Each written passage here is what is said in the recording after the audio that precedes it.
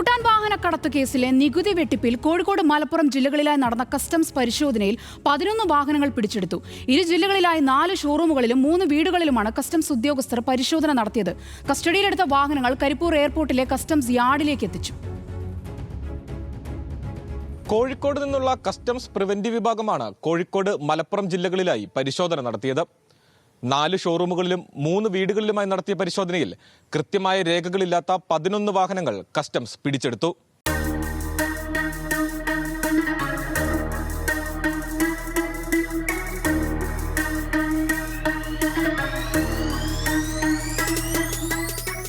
കോഴിക്കോട് തൊണ്ടയാട് പ്രവർത്തിക്കുന്ന Roadway used car ഷോറൂമിലും Royal Drive used car ഷോറൂമിലും പരിശോധന നടന്നു.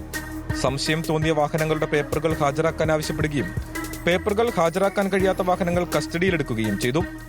ഒരു വാഹനവുമായി ബന്ധപ്പെട്ടുണ്ടായ സംശയമാണ് ഷോറൂമിൽ പരിശോധന നടത്താൻ കാരണമെന്ന് Roadway used car showroom director Nahmath news മലയാളത്തോട് പറഞ്ഞു.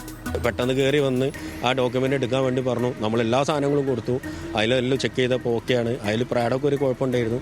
അതപ്പം തന്നെ അവർക്ക് കസ്റ്റഡിയിൽ ഇവരെ എടുക്കാതെ തന്നെ നമ്മളെന്താക്കി ഇൻവോയ്സ് കൊടുത്തപ്പോൾ അവരൊന്നും ഓക്കെ കുഴപ്പമൊന്നുമില്ല, ഇവിടെ വെച്ചോട്ടെ, കുഴപ്പമില്ല എന്ന് പറഞ്ഞിട്ട് അവർ. മലപ്പുറം ജില്ലയിലെ വെട്ടിച്ചിറ, മൂർക്കനാട് എന്നിവിടങ്ങളിലെ യൂസ്ഡ് കാർ ഷോറൂമുകളിൽ കസ്റ്റംസ് പരിശോധന നടത്തി. മൂർക്കനാട് നടന്ന പരിശോധനയിൽ വിദേശത്തു നിന്നും ഇറക്കുമതി ചെയ്ത ഒരു വാഹനം പിടിച്ചെടുത്തതായാണ് സൂചന. പിടിച്ചെടുത്ത വാഹനങ്ങൾ കരിപ്പൂരിലെ കസ്റ്റംസ് യാർഡിലേക്ക് എത്തിച്ചു.